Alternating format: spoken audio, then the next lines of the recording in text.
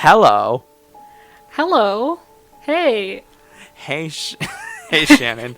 Hi, everyone. Welcome to episode 31. Shannon and I are in a giggly mood because we were talking some giggly stuff right before we hit record. So, hi, everyone.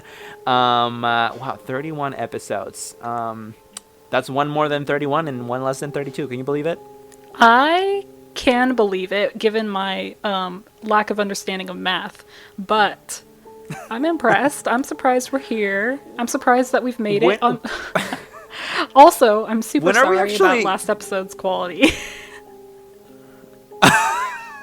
Oh, tell us, Shannon. Tell us. Yeah, it was just bad, and apparently it's from like my phone being close to the microphone. It just causes all kinds of bad things. But you know what? We learn, and anyone who's still here after that episode, God bless you, and thank you, America. It's okay. Look, we forgive you. I forgive you just because you figured that out. And like I said, I wouldn't have figured that out like fast enough that my phone was causing interference. Like that's, I don't know. I feel like you hear about that stuff, but you never actually think it's true. I don't know. Well, So you know what? It's good. You've been forgiven. also, like, maybe it causes interference for me, but not for you, because, like, the CIA is tapped into what I'm doing for some reason. You know what I'm saying? Yeah. So, hi everyone. Episode 31. We're here. We have something spooky for you today. So, we wanted to go back to the more not the last episode wasn't, but to the more paranormal, spiritual, shall we say, side of things. We And want to so get we're dirty in bringing the you. occult. We do. I mean, that's kind of our roots. You know, episode 1, demons and witches. # never forget. Yeah. We are bringing you haunted artifacts today. Um, You know, that doesn't Shannon. sound that spooky, but, like, I think that it kind of is. It is spooky. Yeah, no, it is spooky. We just have to get into our cases. So, Shannon, have you ever been in the presence of a haunted object? Does the mirror count every time I look into it? It's cursed. Fair. It shows me what I don't want to see. I mean, I haven't. I haven't had the misfortune of having to be in the presence of a haunted artifact. However, I did make that episode 5 on the Dybbuk box. That's another haunted artifact. It's just that this episode we're focusing, at least I'm focusing more on dolls. So that's why it's different. Also, like, this is like unconfoundedly like demonic, whereas the Dybbuk box you could argue that it could have been something else. So that's where I am right now today. Are you And going to be that's what we're bringing going to be up? getting into. Are you going to be bringing up Chucky? Because that's an iconic film series, and you know I'd be lying if I said that he didn't scare the crap out of me as a kid. Yeah, that's both my cases. So the first one is Chucky, and the second one is Chucky's Bride. So that's what I'm going to be talking about today. I know you're lying, but that's hilarious. I would love that episode. Oh my god! If any of you, if you've actually seen the movies, I can't remember the name of their kid from Seed of Chucky. I think it's like, oh, it's Gene. It's Gene. Also, like, I was completely aside. I was watching this like video recently, this video essay that was basically arguing that like Seed of Chucky is like a trans rights movie. Oh my god! Wow. Yeah, and if you haven't seen Seed of Chucky, like, I mean, I have, and it kind of makes sense. Like, I never thought of it that way. Like, basically, the kid of Chucky and Jennifer, the two dolls, right? He is like, I mean, it's not ever actually explained, but you assume it's a boy, but he's like very effeminate. And at the end of the movie, he ends up like killing someone in like while dressed in drag. Like the doll is dressed in drag, and so like there's a lot more nuances in the story, but like you see a lot of like, you know, like very out there gender expression with the doll in the movie.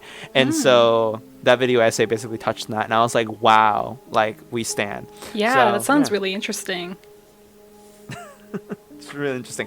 But it was like so badly received by the public at the time that it came out. I think it was like 2005, or rather it just didn't make enough money, that when the creator of the Chucky franchise tried to bring the character back a couple of movies later, the studio was like, absolutely, positively no.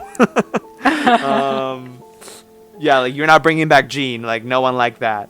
Yeah, it Oh. was also the time when the Chucky movies like had gotten really comedic. Like they really became like satirical, almost like parodies. Yeah. And like the studio was like after the failure that was Seed of Chucky financially, the studio was really trying to get away from that and go back to the scary movies. So I don't know. Well, I mean, we have that remake with Aubrey Plaza now for some reason that no one asked for.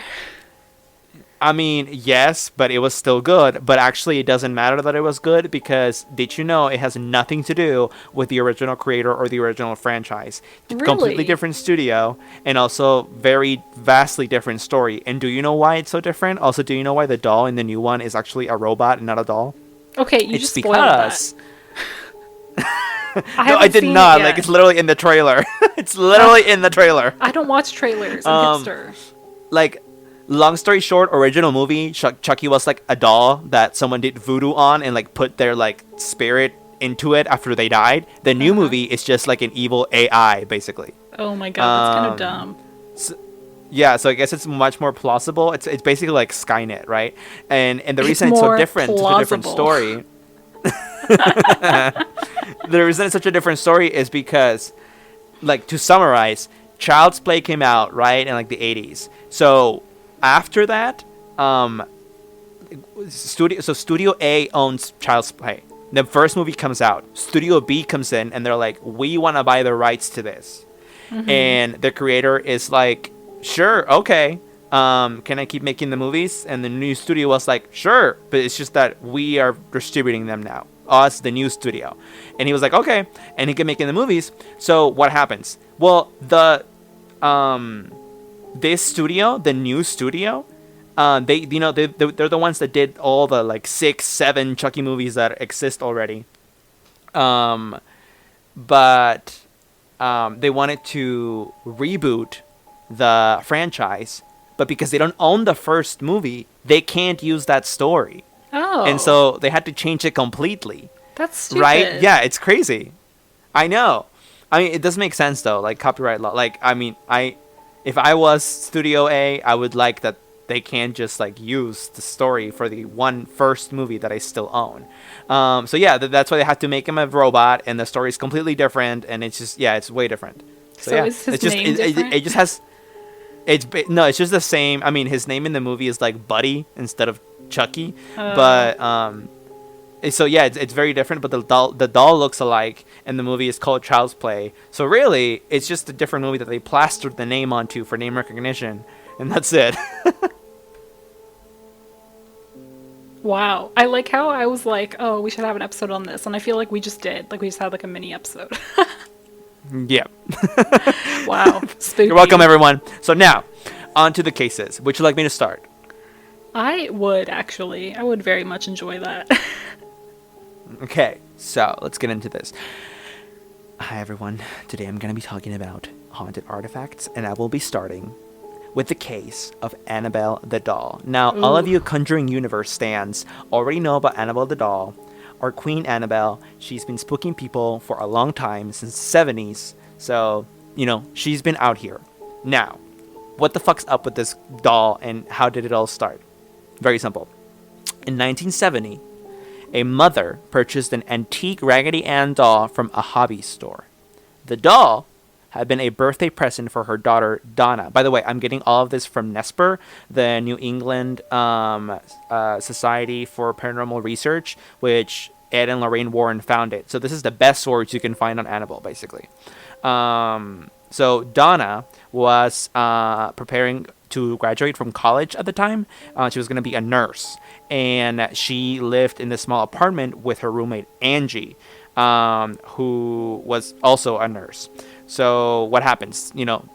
Donna's mom gave her this doll. She has it in her apartment now. The doll mysteriously seems to start moving around the house. It's like small movements at first, such as like a change in position or something like that. But as time passes, the movements become more noticeable and like bigger movements. Well, Donna and her roommate Angie would sometimes come home to find the doll in a completely different room. Sometimes with her legs crossed, her arms folded. Sometimes the doll would be standing on its feet. I don't even know how that's possible if this was a Raggedy Ann doll, but it would. Well, I do know how it's possible, demons. But anyway, the doll was, scaring them because it was doing all kinds of creepy shit. So what happens? This shit keeps happening until it gets to the next level at one point. And that next level is the doll starts writing messages.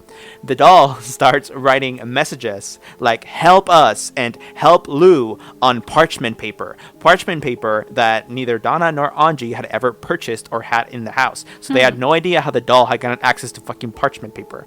But anyway, it was leaving messages written in red ink, arguably blood, I hope not, around the house saying help us, basically. So there's that.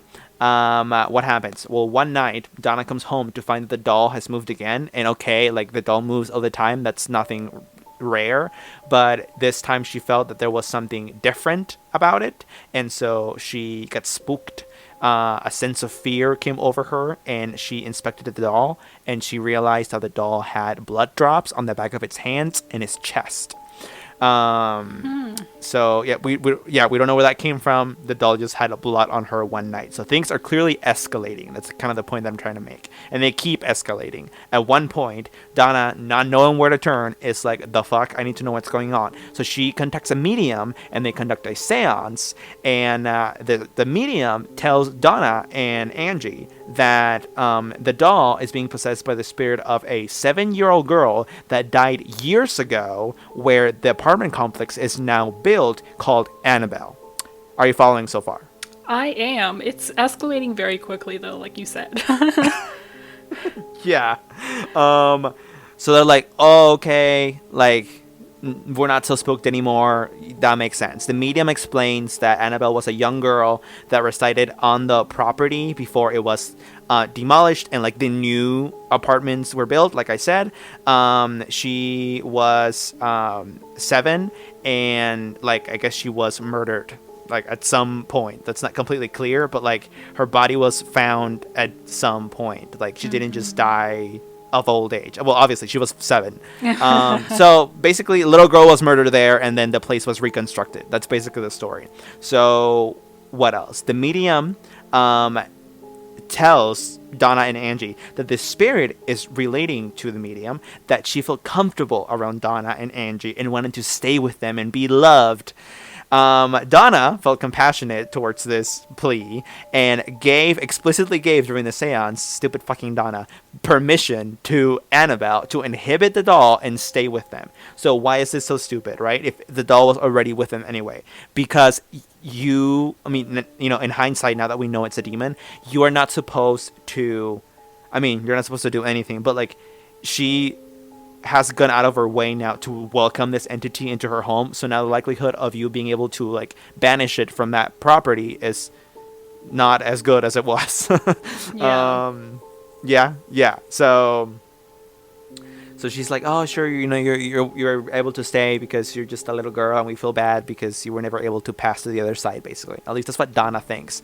Also, stupid medium. The medium was probably like a con artist because it didn't help them at all, and this was not at all the case.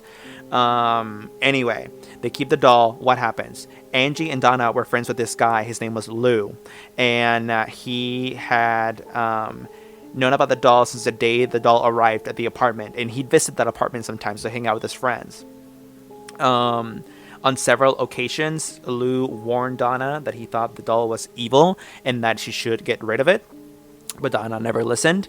What happens? Well, there's a couple incidents that really tick Lou off and finally take this to the next level. One of them was one night Lou awoke in like a deep panic. He didn't know what was wrong, but he felt like a presence. What happens? I hate this.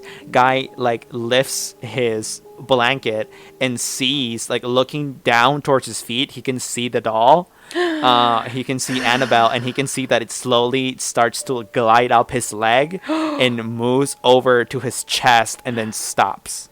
I don't like that. I hate that. That's so... Ugh. Within seconds, the doll was strangling him.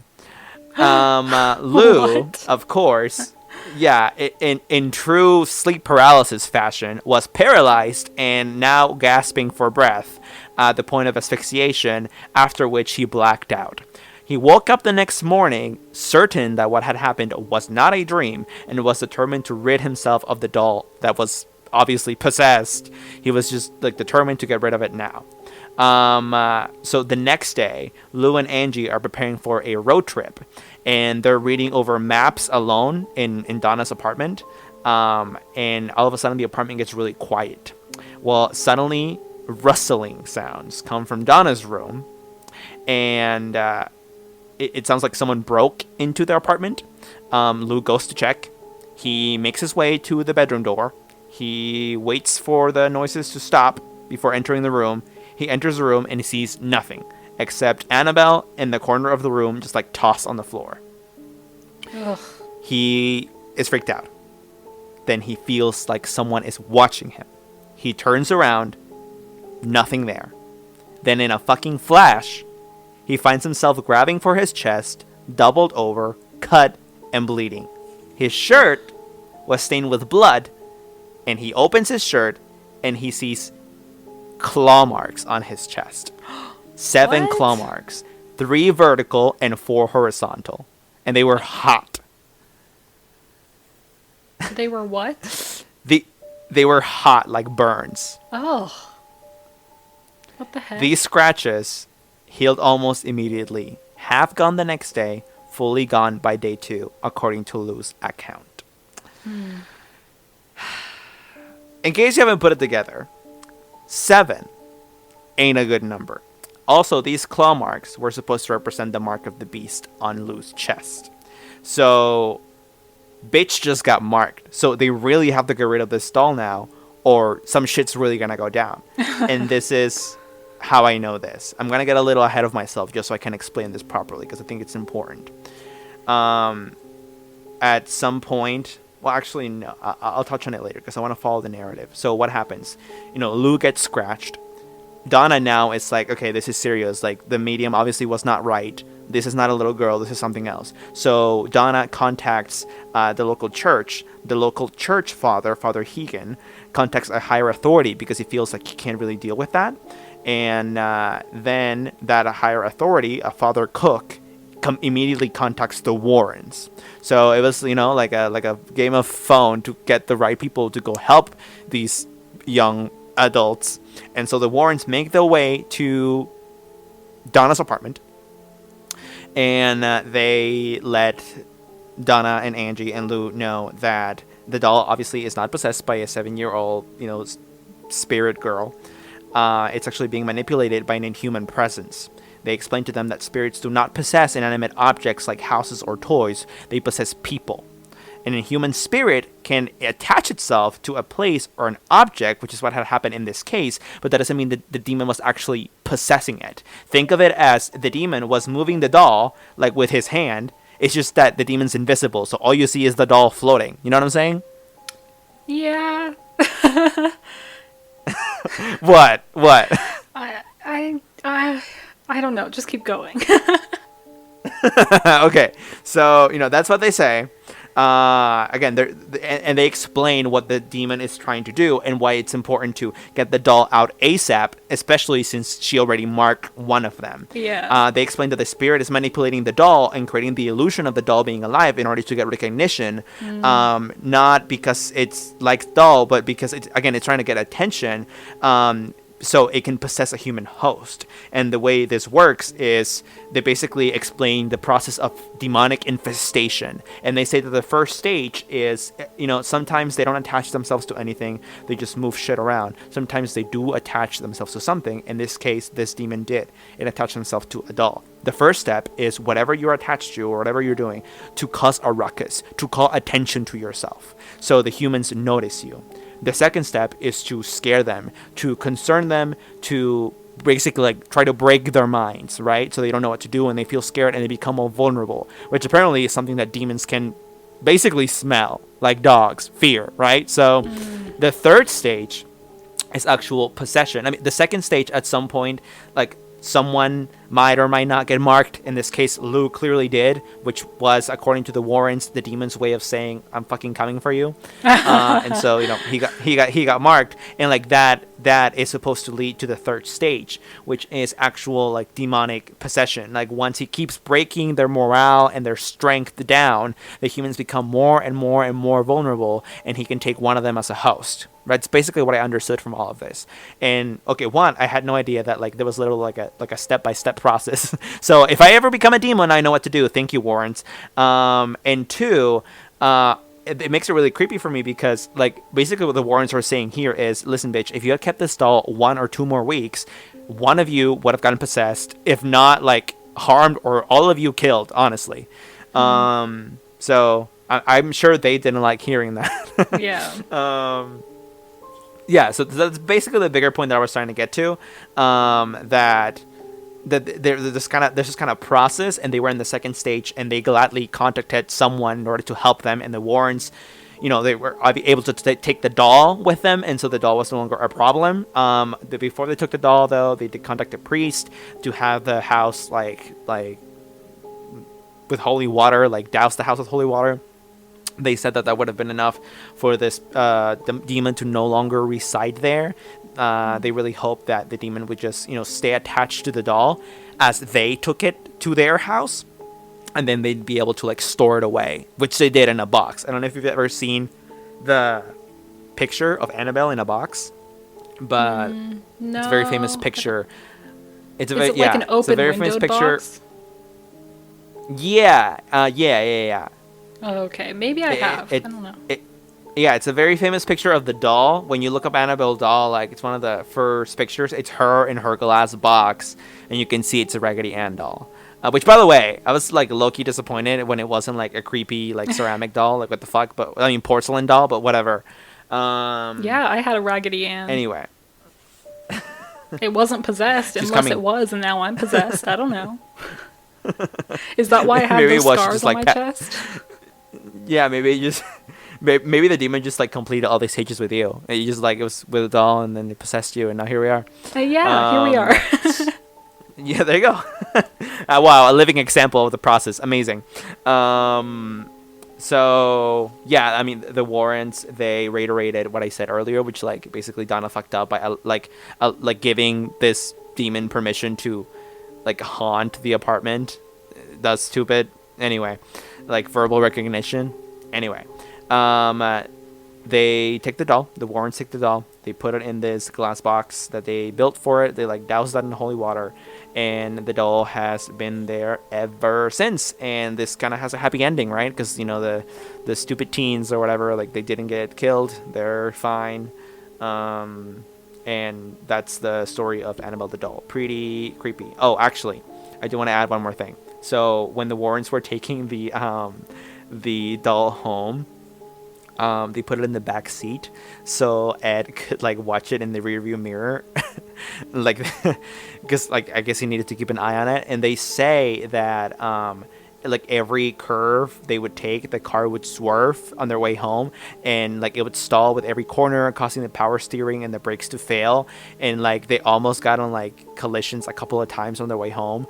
And so at one point, like on the drive, Ed reached into the back seat into his black bag and took out a vial of holy water and doused the doll, making the sign of the cross over the doll, and that apparently like stopped everything until they were able to get home. So pretty crazy, if that's true, So they said holy water wouldn't stop it, but it seems like it stopped it. I mean, I think it's kind of like it controls it for like a couple of minutes. It's like it's like in video games where you're like, it's like when you like throw a banana at someone in Mario Kart, like it makes them slower, or Yeah. Yeah. So, anyway, yeah. So they took it to their house. All kinds of shit happened while it was there. Like it would levitate. It would like appear in different places of the house. And like they were getting tired of that, and then they took it into. Like then they put it into a box. I should have clarified. So they didn't like do it immediately. They actually didn't know what to do with it. But then it started causing problems, just like in the original apartment, and they just put it into a fucking box. People would go visit it, obviously. At one point, they tell this story of like this Catholic exorcist that came and visited their museum. The Warrens tell this story, and he said to the doll like, "Oh, you're just a ragdoll, Annabelle. Like you can't hurt anyone," and tossed the doll back in a chair. At that point, Ed said, "That's one thing you better not say." The exorcist clergyman left, and a few hours later called the Warrens and said that his brakes almost had failed as he entered a busy intersection and almost died. So, I mean, honestly, like, kind of deserves it, but whatever.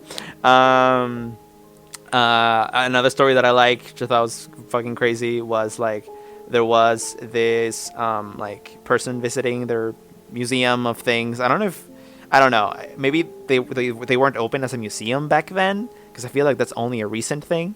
But the point is that someone visited their basement with all of their haunted artifacts, and it was this man with his girlfriend, and apparently this man like went up to the doll to defy it and like banged on the case, insisting that if the doll could put scratches on people, that he wanted to see scratches on him. And Ed said to the young man like, "You need to fucking leave," and like kicked him out of his house.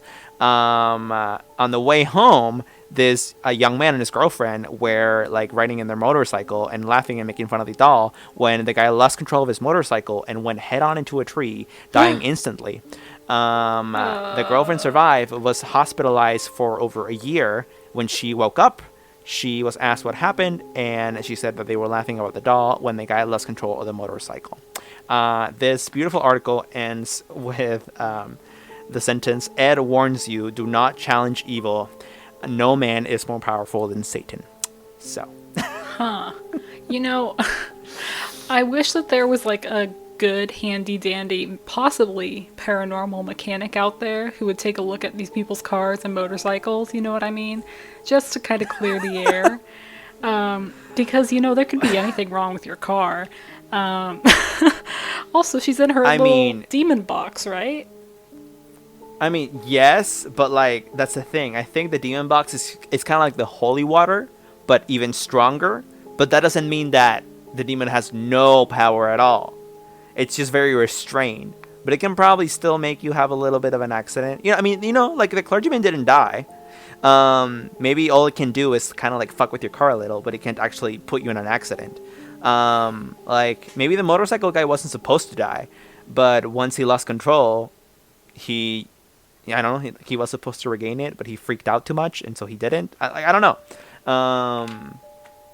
Yeah. But it definitely seems like he has enough power to do some shit to fuck a little with you. Why didn't they just like destroy it? Like, why keep it? Okay, so from what I understand, I feel like I may have even seen this in the movie. Actually, like they asked that at some point. Once the doll, if I understand correctly, once the doll left the apartment, once the demon, the demons still stay attached to it. And the Warrens concluded that either it couldn't unattach itself from it, or that it liked it enough that it wouldn't do so willingly. Like, I mean, it's hard to get into the mind of a demon, but they didn't know why. But the point is that it had stayed with the doll even after it wasn't going to be able to possess any of these young people anymore. And so the Warrens were like, okay, so for whatever reason, it's attached to the doll and seems to like being attached. Let's keep it attached and put it into the fucking box and everything should be fine, which it has been for the most part. They think that if they destroy it, then the demon would, obviously, by virtue of the doll being destroyed, have no longer any attachment and would be free to roam anywhere. Whereas if you still have it attached to the doll, like, sure, maybe it's a little more dangerous because it has a physical form where it can attack people or like strangle people like it did with Lou. Yeah. But it's also better in the sense that it's like its presence is restrained to this physical fucking thing. And so if you have that physical thing like tied somewhere, then the demon can't go anywhere. So it's a matter of containment. Yeah. I'm wondering if you can do like a transferring and kind of transfer like a demon into like your favorite pair of underwear and just have like, you can either wear them or you can give them to a priest because a priest has access to holy water. Just give it a spritz once a day and see what happens, What would happen? Would that give you like good luck, or would it just like smite your enemies? I love that. I don't know. I mean, like, it can possess any. I mean, it can attach itself to any inanimate object according to this theory. So I guess it could attach itself to like a pair of hands. So that's pretty interesting. Like, imagine like a pair of hands like gliding up on my leg at night and like trying to strangle me. That'd be pretty funny. Yeah. Well, that is what I have for you. Well, mine's a little less sexy, if you can call a Raggedy Ann doll that. I'm still confused as to why she chose that poor guy. I don't, whatever. She's sexist, I don't know. So. Well, I mean, it could be, to answer your question, it could be because he hated the doll the most. Oh. So maybe he was just trying to get revenge on him. Yeah, that could be it. So you might want to like pull this up as I tell you what it is, because I kind of want you to see it. I would send it to you, but obviously I can't because my phone's across the room. Wow.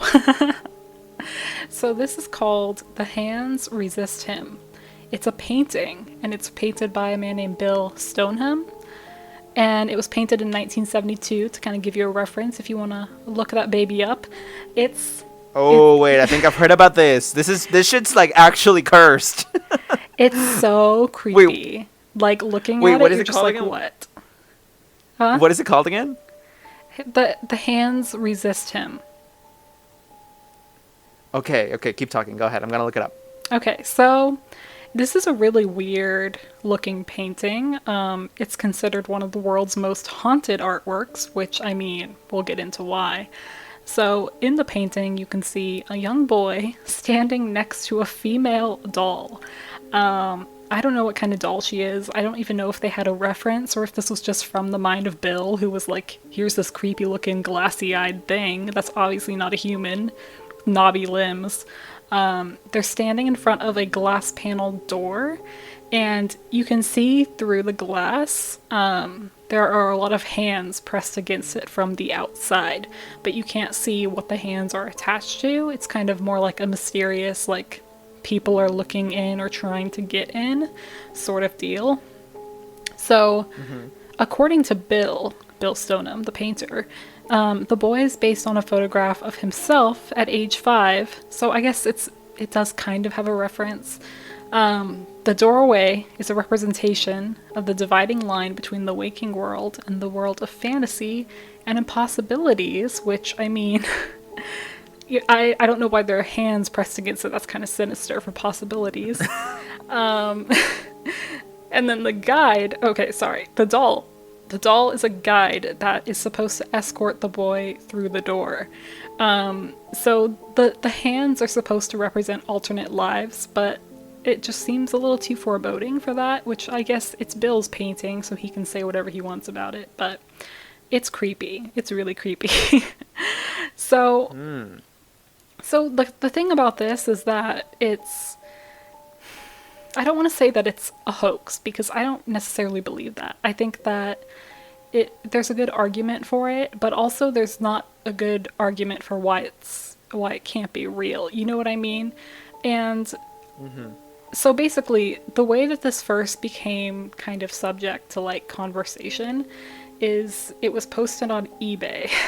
eBay, the place where many things happen. I'm sure you can think of a few weird things that have happened on eBay. So this happened in 2000 of February. So that's like what, 30 years, 28? Yeah, 28 years after it was painted. So this California couple, they had somehow acquired the painting. It's not really clear how, but they were like, okay, I'm gonna put it up on eBay. They put the picture up for sale with a warning to potential buyers, saying that it was haunted. And here's what they said about it. They said, come nightfall, the figures in the painting would move or disappear, where the odd-looking boy would actually enter the room where the painting was hung. So like physically entering that room, or the doll would disappear. People who viewed the painting complained of feeling sick or weak, as if unseen hands were grabbing them, which I think if you like study art history, I think that there is something to be said about viewing a painting and kind of feeling something with it. I haven't really felt that, but there is something psychological to that, whatever it is. But I mean, when I see it, I definitely feel. I just feel like someone's watching me. well, do you have a I get that webcam? feeling. Do you have a webcam? Because someone might be watching you. Maybe. Hi, Obama. Oh, I think Obama's on vacation. Well, you're right. Yeah, him and Michelle are in Hawaii right now, I think. So, Oh my hi, gosh. NSA worker. All right, so Stoneham didn't really know about the haunting lore, you know, like he was surprised when he found out about it. He was kind of like, oh, people are speculating about this painting being haunted. But he did say this. He said that both the owner of the first gallery to show The Hands Resist Him and the art cricket, the art critic who reviewed it, both died within 1 year of seeing the painting. So, I think I heard that. yeah. Shit, dude. That's fucking crazy. Right, but then I wasn't able to find out how they died. So like maybe one like choked on like a pear and the other one just had like heart failure. Like you don't really like I don't know. That doesn't make it any less weird, especially when, you know, they do share the fact that they both came in contact with the painting. Yeah. I guess the little doll demon thing could have force fed him a pear. You never know. So when it was first displayed, this is the first gallery.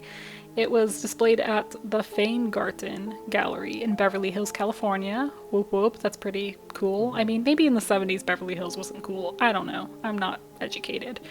Um, so it was basically just Stoneham's work, so that's pretty cool. The art critic who reviewed it, he was from the Los Angeles Times, and during the show, the painting was purchased by actor John Marley, who was in the movie The Godfather. And then a few years after that painting was sold, the art critic died, and then the gallery owner died, and then in 1984, John Marley died. And so some people are kind of speculating that maybe it also got to him, because that would be following the other things, but I don't know.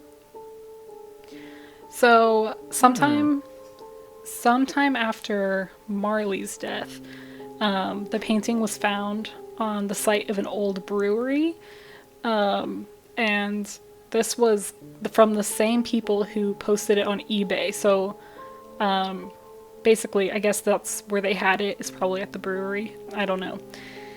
So included in their claims of the haunting, there was supposedly this is really weird. I found this one to be like the least convincing, but you know how I said like stuff would appear or disappear in the painting? So they also said that the okay, it's really weird. The female doll would suddenly have a gun and that she would be pointing it at the boy and basically forcing him to leave the painting. And for some reason that just makes me laugh because like that's so overdramatic and like why would she need a gun if they're not even like real people? I do see that the doll is holding something, but I don't think it's a gun. Yeah, I don't know. I don't think it's very clear, but it's like, well, why does she want him to leave? Isn't she the dangerous one if the boy is based on Bill Stoneham? But then again, I don't really know. There's a lot I don't know. So there was a Yeah, it looks kind of like a dry cell battery and like a tangle of wires, kind of. yeah, I mean, I guess Anyway. that could be kind of like the handle or something. I don't know. Yeah. So included with the eBay listing was a disclaimer, and it basically it was the sellers absolving themselves from all liability based upon who would buy it. So basically, like if this haunted ass painting kills you, like we don't assume any liability for that. Like you bought it on eBay, like it's your responsibility. Which honestly, like yeah, that's fair. And then, you know, if you're like me and you're like a skeptic and you buy it, it's like even more, like you shouldn't be blaming the person you bought it from. Like,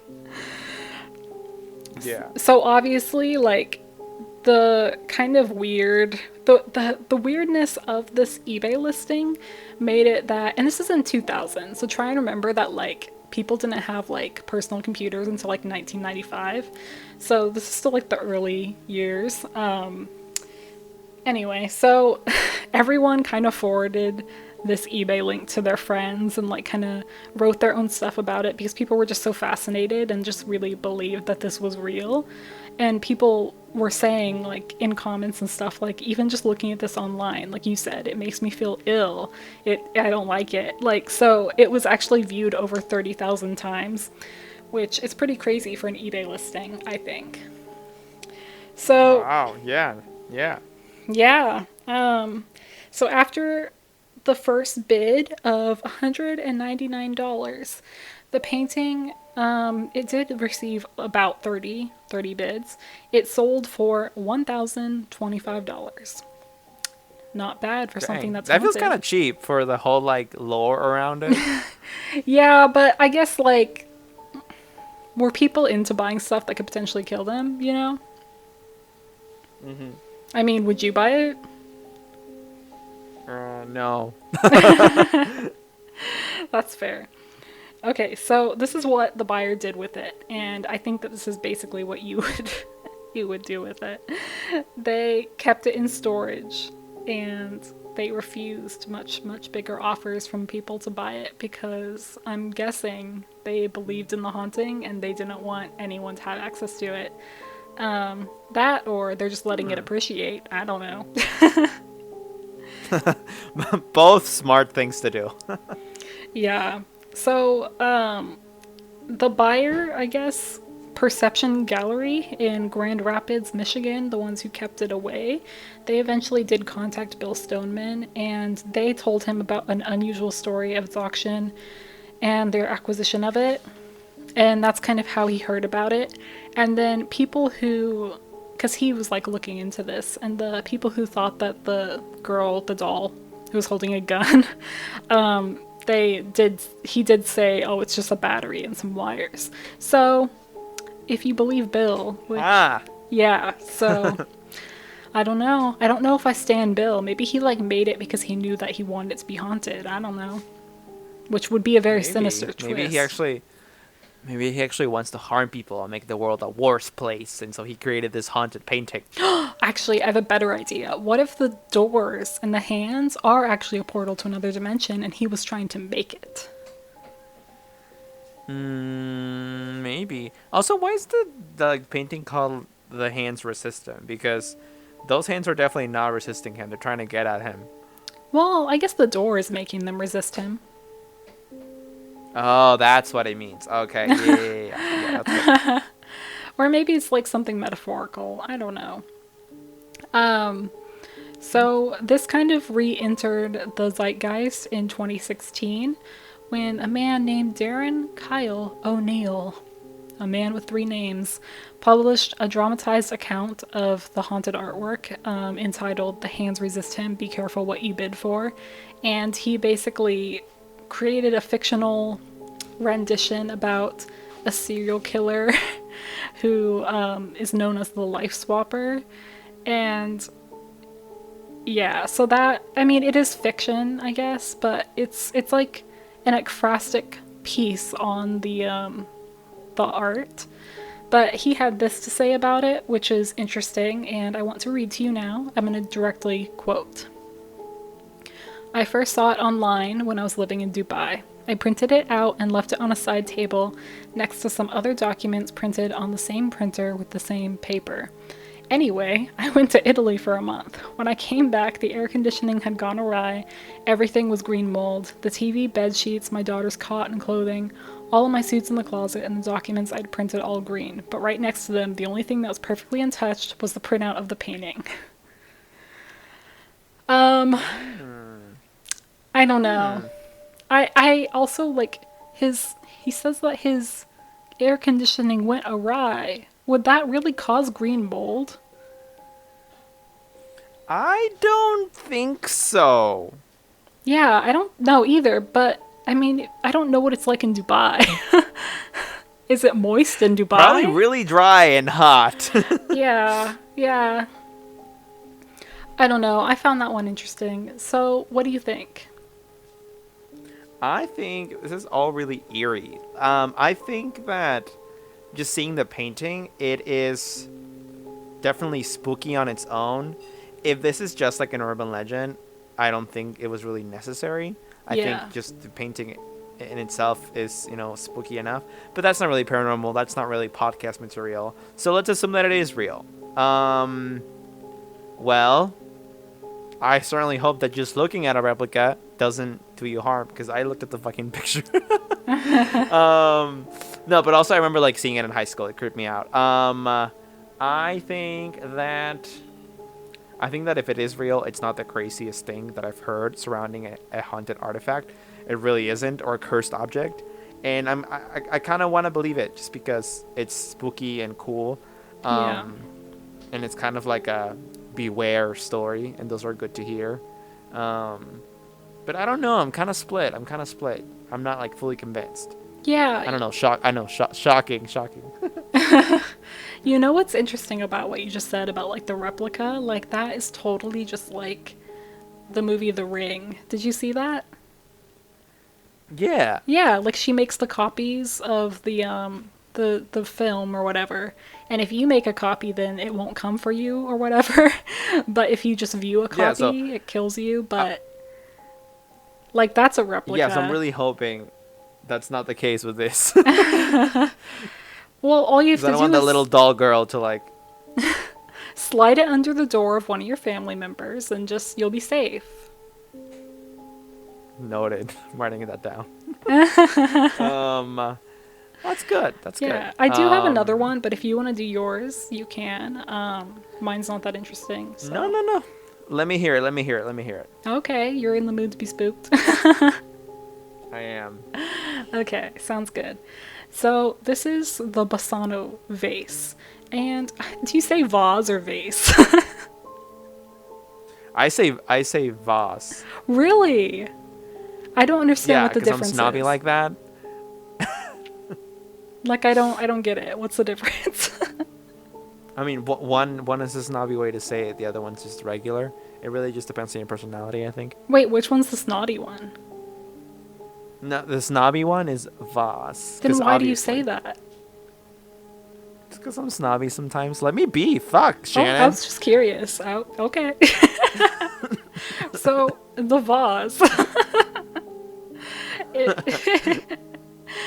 It was it was made in the 15th century, presumably. I don't know if we can like really like carbon date that or whatever, but presumably the 15th century.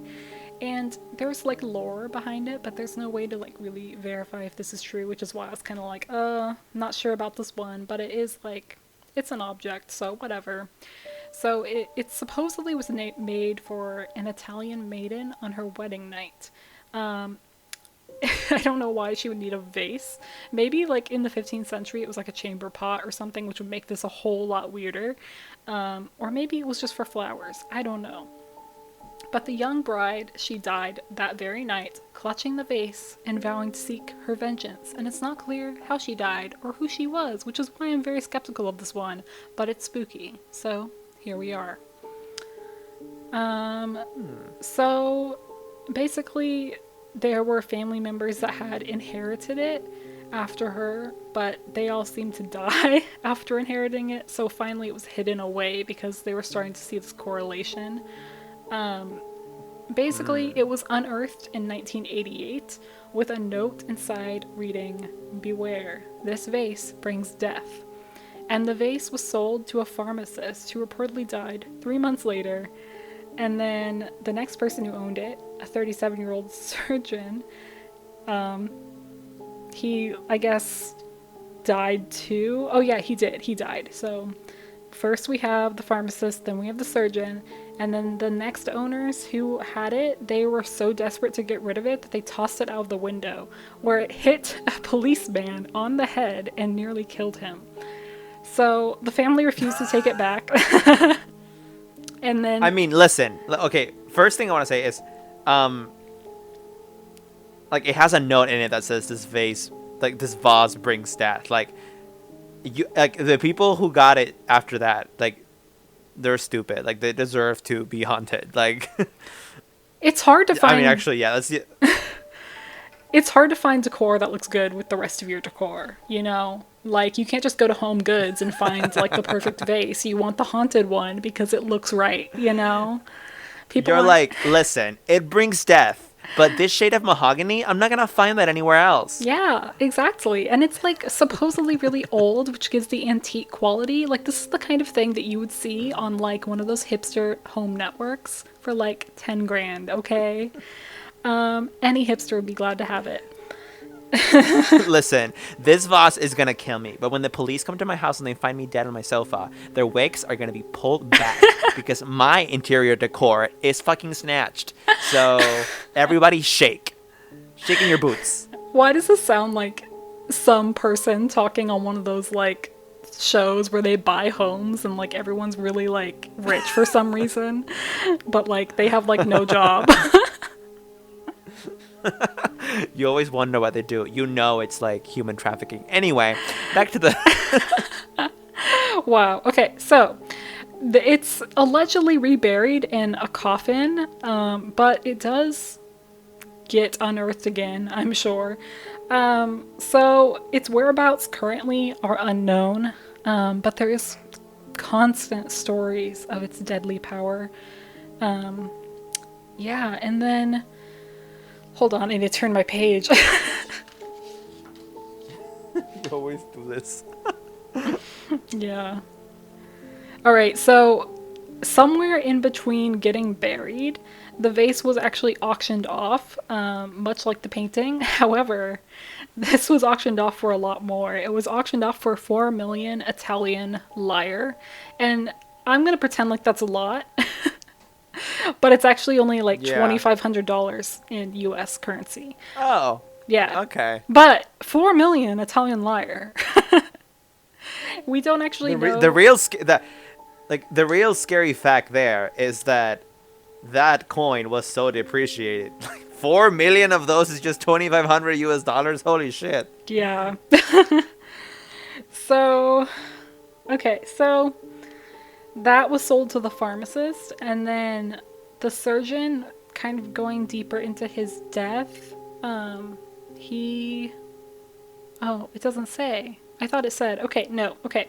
So within 3 months, the collector who bought it after the surgeon perished, and his cause of death was a mysterious infection, and then the causes of death and other victims have not been severely detailed or anything, and we basically have like little information until it's tossed out the window. Anyway, so I'm so annoyed. I like accidentally repeated notes. You're gonna have to edit this out. I'm sorry. That's okay. Oh, okay. So the police officer, they're called a carabinieri. I think that's what it's called. So there was another carabinieri who was like in contact with it during this like intermediary time, who said that he could feel the negative energy of the vase, and he decided to dispose of it. But then again, we don't know, because there are accounts of it being buried in a holy ground of a cemetery. Some people say it's buried in a lead box somewhere or in a coffin. So I don't know why people just don't break it. Like I said before, like, let's just destroy it and whatever's in it can get out, and then we'll just deal with it then. But I guess that is kind of irresponsible. I don't know. I'm just saying, like... Anyway, so to kind of conclude this, I kind of already stated why some of this is kind of more urban legendy. It's like we don't really have any dates or names. But one thing that I found really convincing for why it's not super reliable, and this is totally based on paranormal interest as well. So the Basano vase is said to be made of silver. And surprisingly, silver is not a good choice for a cursed object. Silver is more closely associated with being used to stop evil or ward it off, not to propagate it. So it's kind of like, why would you have something cursed made of silver? And yeah, I thought that was really interesting, because it makes a good point. Like, if most Yeah. protectional items are made of silver, why would something evil be made of silver? But then again, you can also possess a Raggedy Ann doll, so I guess anything's possible. So that's the vase. Yeah, yeah. I don't like if an entity is like powerful enough to kill people by like being close to them, I really doubt that whatever they're attaching themselves to being made of silver is really gonna like stop them or exempt. You know what I mean? Like, What if it's like a yeah. werewolf? That's not at all what we're talking about. I mean, yeah, if it's a werewolf, then it's not gonna work. But like, we're talking about like invisible entities, demons, basically. Is that what we're Or in this talking case, a about? ghost. I don't know. Yeah, like we haven't really Um, discussed what it could be. Like we hadn't just assumed demons. I mean, yeah, I was gonna say like, I mean, mine definitely a demon, at least according to the Warrens. You know, and you have to go by something, and I'm just gonna go by what they say. But your vase, I don't know. I mean, I assume demon because I can't think of anything else. Like, Well, can't a curse just exist on its own without being an entity? Can't it just be a curse? that's that's something else that I was thinking about. That maybe yours. Oh, I love that there's like a differentiation here. We're so technical. Mine is a haunted artifact, as in if it's as in it's being haunted by an entity, whereas yours could be a cursed object, as in the object like is malicious on its own, even if it doesn't have sentience, but rather the fact that you're near it will cause harm just because Yeah. the thing is cursed. Um, that could be. That doesn't really require an entity. I think it just requires like someone to put a curse on it. A witch maybe. Someone Oh. who knows how to do that. See, that's an interesting narrative because what if, like, a scorned lover or something gave the bride the cursed object to kill her, and then, Dude, yeah. that's good. I can buy that. And then just unfortunately it made it all these years to all these people who had nothing to do with it, and it's like, sorry guys. Yep. Fucking sucks. Yeah, I can totally buy that. What I can't buy is that vase. No thanks. But that's interesting take. If you want me to touch on my last case, I'll do so quickly. It's not too long anyway. Okay. I liked your case. I think it's spooky. I think it's creepy. I'm scared of vases for the rest of time now. I didn't like him anyway. They're fucking ugly. So, that's what I have on that. So, listen, I'll go ahead with this. It's Robert the Doll. Have you ever heard of Robert the Doll? I have not. Okay, well, get ready. So, Robert the Doll, you might want to pull it up, but for those of you who don't know what it looks like, it's no Raggedy Ann doll. Robert the Doll is this, like, it's almost like life size for like a 3-year-old boy. It's like this little boy in a sailor suit. His careworn face is only vaguely human. He I has like this hate like this. I can see it. I hate it yeah, so you do, much. don't you? Yeah, yeah. He has like a knob of a nose that looks like a pair of pinholes. He's covered in brown nicks, like scars, and his eyes are like black and beady. He has like an evil smile, kind of. I don't know. He also has like his own little toy of his own. He has like a dog on his lap, and the dog's also like looks fucking crazy and has huge crazy eyes. Anyway, what's up with this doll? So apparently this doll, okay, so the actual story of the doll is this doll. His name is Robert. Robert is 111 years old. Currently resides in the Fort East Martello Museum. However, originally belonged to a boy named Robert Eugene Otto. So they share the same name. Robert obviously named his doll after himself, which is kind of weird. It really makes you think about like, okay, so it's haunted now. Does it have anything to do with the boy? Is it the boy haunting it? But anyway, we're getting ahead of ourselves. So anyway, the boy was called Robert. He actually answered to Gene, which is like his middle name. His middle name was Eugene, but his name was Robert nonetheless. The doll was a childhood birthday gift from Gene's grandfather, who bought the doll during a trip to Germany. After the kid received the doll, though, he started having a very unhealthy relationship with it. According to a curator of the museum where Robert the doll lives now, He apparently knows that back 100 years ago, when the little kid owned the doll, the kid would take the doll everywhere and talk about it in first person as if he weren't a doll. To him, he was like Robert, the person or the entity or whatever, as if he was alive. So the kid would talk about him like that. This is really interesting. After some digging, the museum where Robert is now traced Robert's origins, as far as like where in Germany the kid's grandfather bought it, to this place called the Steiff Company in Germany, which apparently, fun fact, the same toy maker that made the first teddy bear in honor of Theodore Roosevelt. You know how teddy bears are like inspired by Theodore Roosevelt, right? I did not. Yeah, that's where it comes from. Teddy, this is in Theodore, because like he was all about national parks, and so we were like, you know what, teddy bears, like, yeah. So like, every kid that's ever had a teddy bear, they're actually honoring or whatever president, 20 something. I'm terrible. Anyway, so that's where he came from. That's not really relevant though, because that doesn't explain at all like why the doll could or is haunted. But that's where it came from. Apparently it was like not meant to be sold as like a toy, but rather it was being manufactured as part of like a set of fabricated it was like for like a window display at a shop of like clowns and jesters. So interesting fact. I don't know if that helps, but anyway, I mentioned that the doll is dressed in a sailor suit. That sailor suit did not come with the doll. It is assumed that the little kid wore this outfit himself, and then just decided to put it on the doll, which again, I wonder if that has something to do with the doll like being creepy now and haunted. This can be confirmed, but like they're pretty sure it was the kid's sailor suit. Now, what happens? After some time of having the doll, again, this was like 111 years ago when this kid had this doll, right? It was like early 20th century or late 19th century. So the kid has this doll for a while.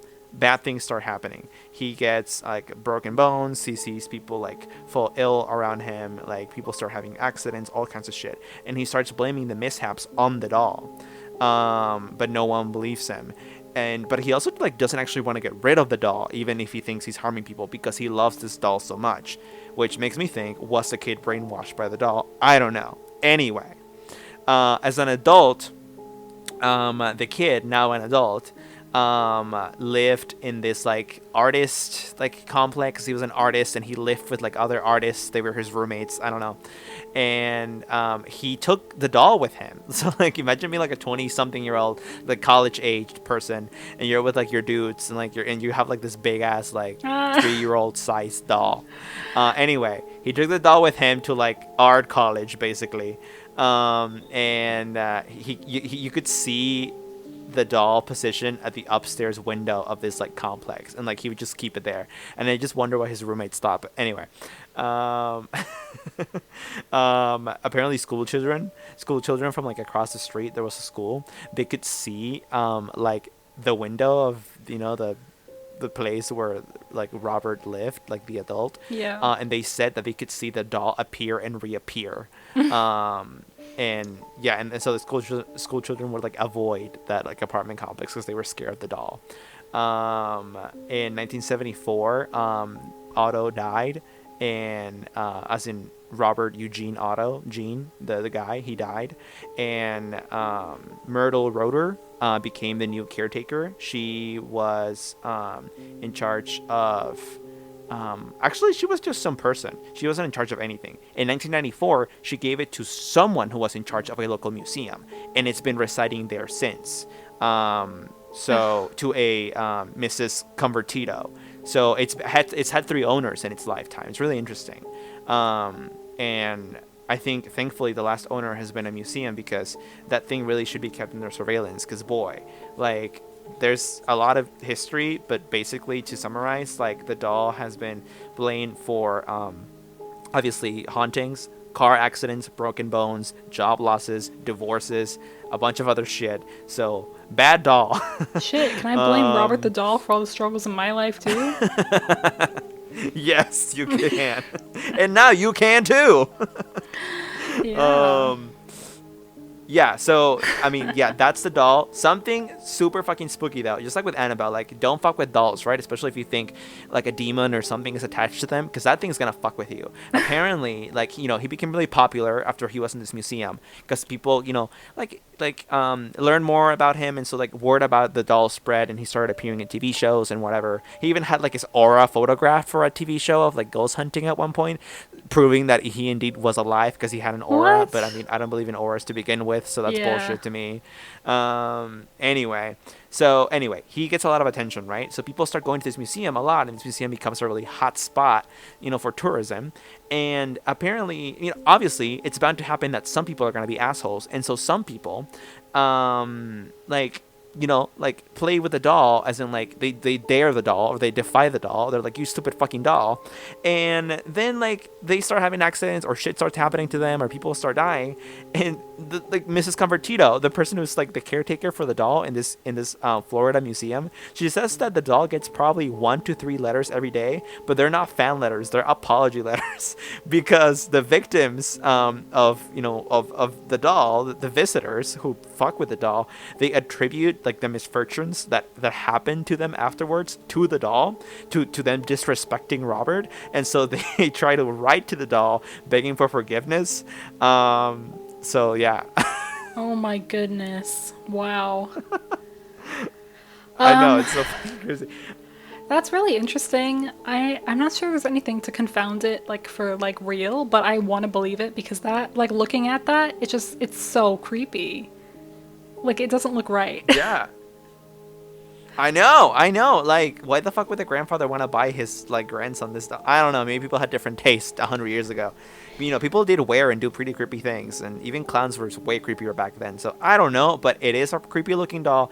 It is fucking weird. I forgot to mention that apparently some people, now that I recall, some people apparently ride the doll not to beg for forgiveness, Shannon, but to ask like the doll to like curse or like hex people who have wronged them. That's fucked up. That's really That's fucked weird.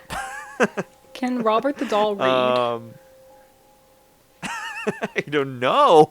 I mean, you just don't know. The lady that takes care of him says that she will just leave the letters there, like sometimes, and then like pick them up days later to archive them.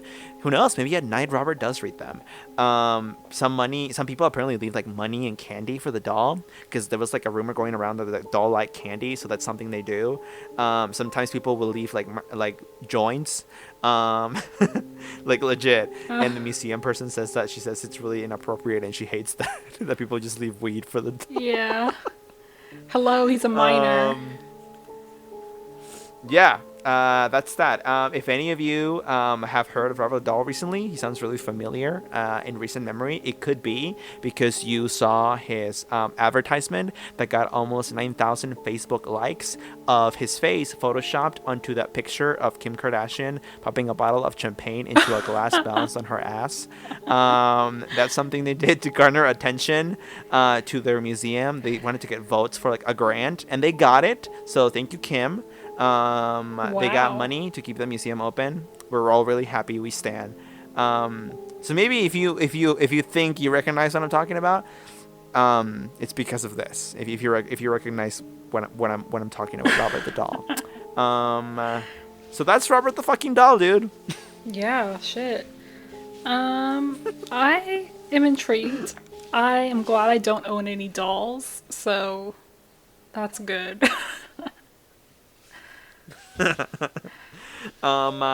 If any of you want, what am I even gonna say? Like, if any of you have ever been haunted by a doll, please let us know in the comments below. Like, I don't really think that's happened, but listen, we're open to anything. I don't give a fuck. Send me a DM. Send us a DM. We'll read it. Hey, But no, also, seriously, what? send What? Andre cursed objects. He wants them for pasta. No, thank you. Cursed bowls, cursed vases, cursed bidets. I mean, listen, if you're gonna send me curse shit, at least like make it something that I can actually use. Like either send me like nice cursed shoes or a couple of nice cursed shirts. Something along those lines. A nice cursed belt would be useful right about now because I'm needing a new one. So for work. Did you say So belt? there's that. Yeah, I I did thought say you were gonna belt. be like, I'm gonna hang myself. Belts are multi-purpose. I'll just say that. Everyone, if you have any suggestions for future episode topics, please do let us know.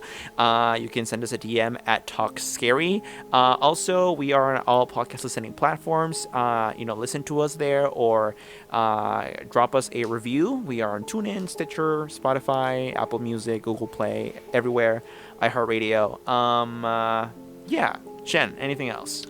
Speaking of dolls, this is totally not sponsored, but y'all should check out Sam and Mickey's YouTube channel. They make hilarious, inappropriate Barbie stop motion, and I'm addicted.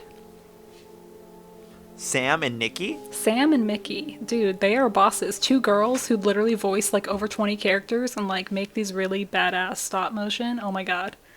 Amazing. Are you talking about the most popular girls in school? No. Oh, okay. Okay, yeah, I'll check it out. Yes. Thank you for that. Everyone, please go check out Sam and Nikki. We're definitely going to be touching on this next episode. Everyone, the Mothman is real. Dolls are scary. Don't eat any large meals before bed. Everything is cursed. Don't touch anything. Be careful everywhere. Never leave your house. And thank you for listening. We'll see you next week. Bye-bye.